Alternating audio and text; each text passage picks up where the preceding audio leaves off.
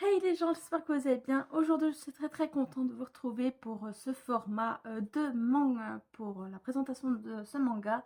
Et je pense que ce manga n'est pas très connu des bataillons, donc j'essaierai pour ce format-là de vous présenter des mangas connus et évidemment non connus du bataillon, parce que c'est vrai qu'il y en a certains mangas qui sont plus mis en avant que d'autres.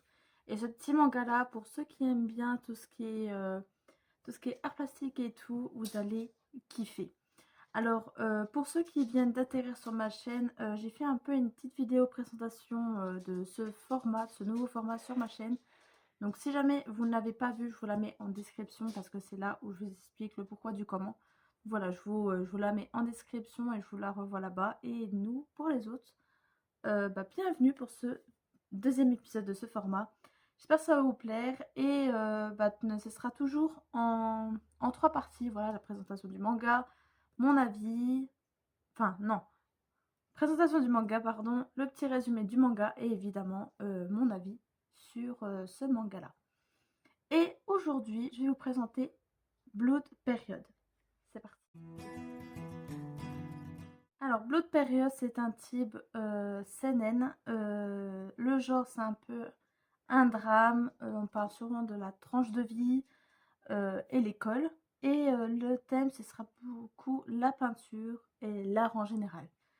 L'auteur, c'est de Désolée pour la prononciation. Yamagichi Tsubasa.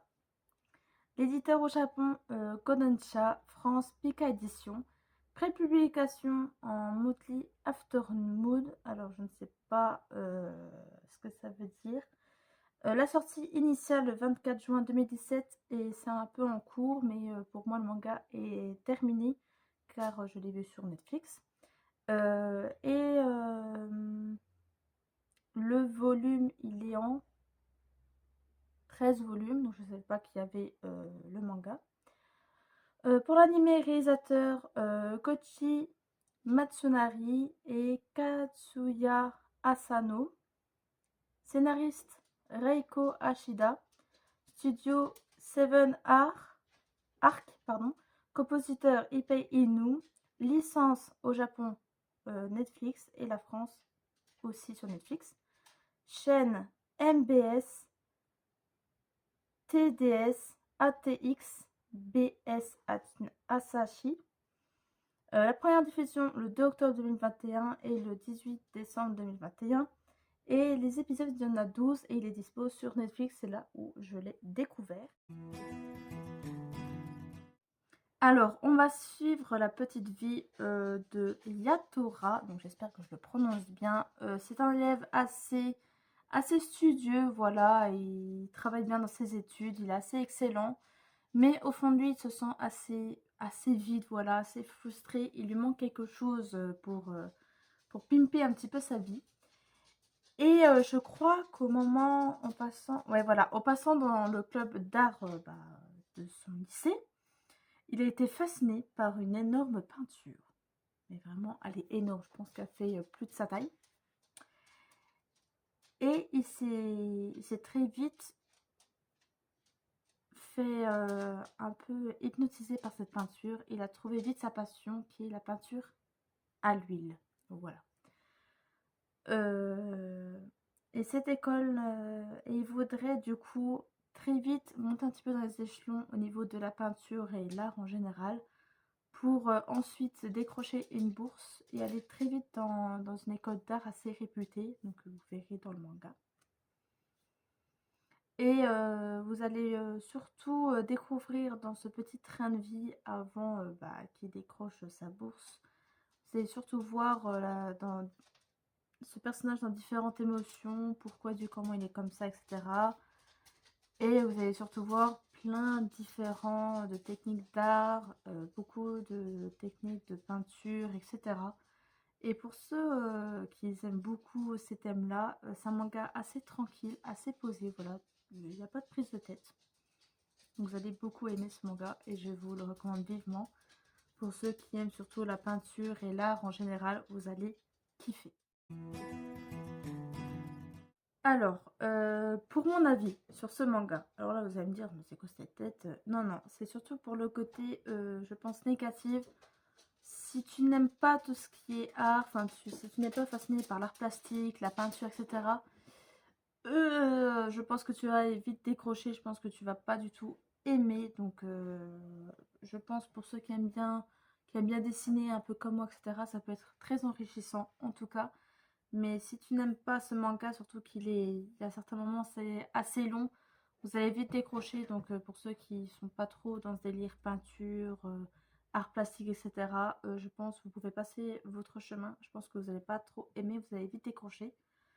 Mais si vous aimez bien, tout ce côté art plastique et tout, je pense que ça va être très enrichissant, et ça, c'est les points positifs.